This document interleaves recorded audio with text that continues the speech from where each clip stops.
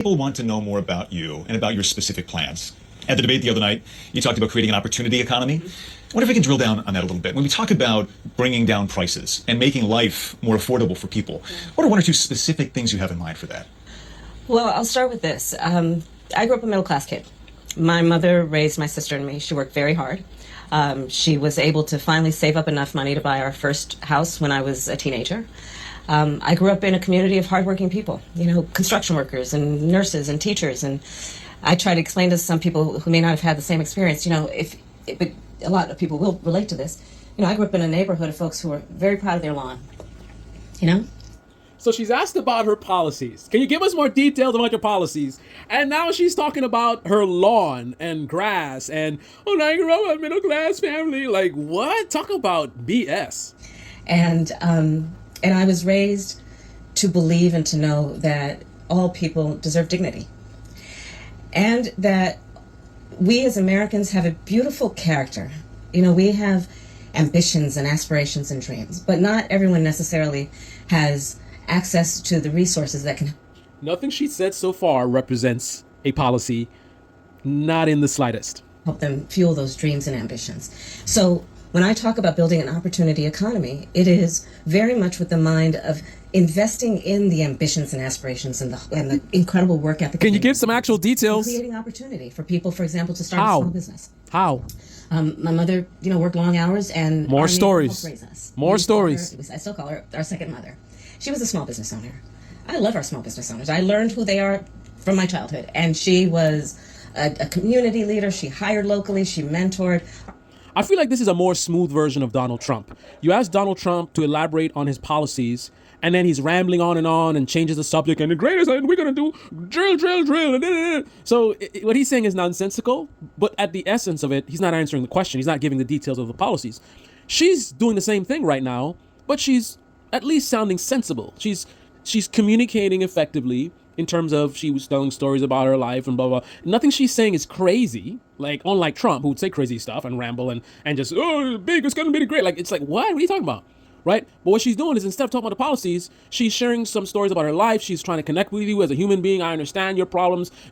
I support small business. It's all like positive and good things. Nothing's crazy about it. So she's hiding from the policy conversation, but in a way that someone who is sane might do. Someone who doesn't want to talk about something, but they're at least not crazy. Our small businesses are so much a part of the fabric of our communities, not to mention, really, I think the backbone of America's economy. So my opportunity economy plan includes giving startups a $50,000 tax deduction to start their small business. It used to be $5,000. Nobody can start a small business with $5,000. But investing in people's innovation. Hold on. Was that a specific policy that she just gave? Holy shit. So she didn't just say something like Trump would say, where I'm going to invest and you're going to see small businesses going to boom like you've never seen before. Trust me, believe me, they're going to be booming. If I win this election, we're going to see businesses everywhere. Right? No, she's talking about a specific policy. She even gave you a dollar amount. What's the dollar amount on any of Donald Trump's policies? What are Donald Trump's policies beyond, I'm going to make America great again, I'm going to fix everything, everything's going to be wonderful under me, it's going to be great, just trust me, just trust me, don't worry, I don't need to explain to you, just take my word for it. But here she is, actually giving the policies. So it seems like if I actually just calm down and listen and allow her to finally get to the policies, she would. Now, I think she should have gotten to them earlier, but we got to live in reality. The reality is she's discussing substance. She's discussing her policies. If you don't like what she's saying, you don't think the tax plan that she just mentioned makes sense, talk about the Fox, Rick. Talk about the policy that she's suggesting and challenge what she's actually suggesting. Don't lie and say, she says price controls when she's talking about something different because you want to make it look like what she's doing is crazy, right? Actually, if she's really crazy, then talk about the craziness that she's talking about. Don't make stuff up, right? She hasn't discussed anything about price controls. And then people say she doesn't talk about, she has been talking about policies around the country for, over a month now? If Kamala Harris was really as bad as people say she is, they would be talking about actually what she's saying. And I'm saying as a person who's not a fan of Kamala Harris, I do not trust her. I do not have any faith that she's going to deliver on anything she's talking about. However, my challenges of her are based in reality, based in who she actually is, based on what she's actually done, based on what she's actually said.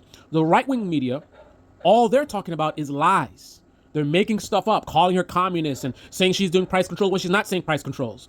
Why would they have to constantly be lying about her if she's really as bad and as scary as they claim? If they got to make stuff up, obviously the truth is not scary enough. Creative ideas and giving them the ability to go for it. Opportunity economy means, look, we don't have enough housing in America. We have a housing supply shortage. And what that means, in particular for so many younger Americans, the American dream is elusive. It's just actually not attainable. So part of my plan is to work with the private sector and housing developers to give them a tax credit, to be able to partner with us as the government to build, and my goal is 3 million new homes by the end of my first term.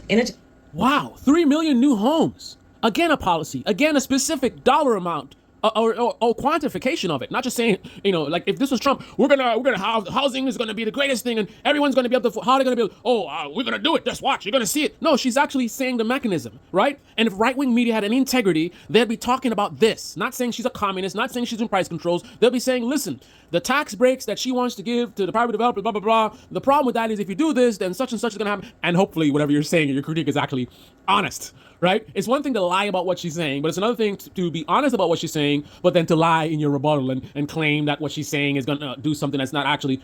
But at least you're critiquing in a bad faith the truth, as opposed to critiquing lies. Right? You're going to argue against or challenge something she didn't say. You're going to challenge who she isn't. Right? If you want to challenge her as someone who just goes with the wind. Right? Gone with the wind is Kamala Harris. Critique her on that. Critique her on reality. I think it's bad enough. If I were a right-wing media person, I would be going after Kamala Harris hard, but it would all be truth-based. I wouldn't be lying about what she's saying. I wouldn't be calling her a communist. I would be addressing her as she is, and I have a lot of ammo to hit her with. But for some reason, right-wing media seems incapable of doing that. They have to lie and make stuff up. I wonder why. To help people who just want to get their foot in the door, literally. And so giving first-time homebuyers a $25,000 down payment assistance. Again, she's giving more specifics on policy, right? Oh, Kamala, what is she running on? What's her policies? We don't know her policies. And she doesn't want to do any interviews. She doesn't why is she hiding from interviews? She can't explain her policy. She's just saying, she's appealing to emotions, She needs to be specific. She's giving you dollar amount. She's giving you amount. She's giving you the type of how she want to do stuff. So why are they lying and saying she not? And by the way, this is not news. This has been on her website.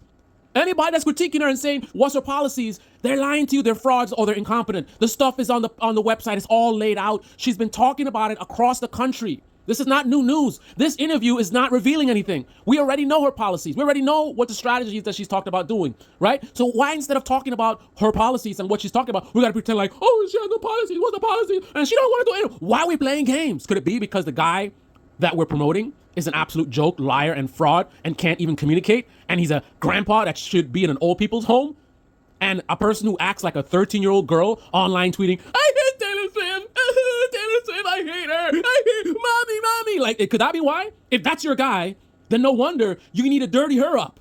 Her actual dirt is not good enough to compete with your guy. So you got to make her look like, oh, she's a radical, and she's a socialist, and she's going to take our gun. You got to do all that. Could that be the reason why? I wonder. Be able to just get in the door, and then they will do the work that they need to do to save and to pay that mortgage and to build wealth for themselves and their family. These are some examples of what I mean when I talk about an opportunity economy, and a lot of it has to do with just the community I was raised in. Listen, man, I don't think she's going to do that stuff, right? And part of the reason is because the voters not gonna make her do it. They're gonna get all excited. Oh, we gotta change, hope and change, and excited and freedom, boom, boom, boom, freedom. And then if she wins, they're gonna all go to sleep. They're gonna all go to sleep, just like Joe Biden. All the noise and protesting, and Joe Biden wins, and he stops talking about the stuff that he ran on, and they let him. And then we complain, oh, give him time. You can't fix every single thing. You don't know how politics works, right? So I put a lot of blame on her if she wins for not delivering on these things, but also the voters. Because if all you do is vote, you're wasting your time. That's the bare minimum, is to vote. That's when the process begins. That's the beginning of the process. The most important part happens after the election. You gotta hold the politicians accountable. Kamala Harris can deliver on a lot of the stuff she's talking about. She can deliver on these things that she's getting people excited about. But in order for her to actually push and do the work, she probably needs you guys to push her and make sure that she knows if you don't deliver, there's going to be a price to be paid. But instead, they will vote her in power. She'll get elected. All of a sudden, we're not hearing about the economy thing. What about these tax breaks thing? Oh, well, you know, the Republicans and there's a process and we have some things. Then 4 years go by and we're like, yo, what happened to all that stuff you're talking about? Well, you know, we did do these 3 things out of the 100 that we talked about. Right. This is the Baby Channel. The Baby comment section below. Click on the like button, subscribe, smash that bell. Be well. Who else on YouTube is going to be so real about Kamala, calling her out for the potential fraud that she will be if she wins, while at the same time calling out the frauds and the liars who are lying about her and pretending like she is something that she's not, pretending she said things that she didn't say, because they're defending an absolute buffoon, an unpatriotic traitor to this country who can't even speak. He needs to be in old people's home. So because of that, you got to pretend like she's Satan, right? Who else will come after those clowns as hard as I just did, as well as coming after Kamala Harris herself and those who support her? No one else on YouTube's going to do that. Subscribe.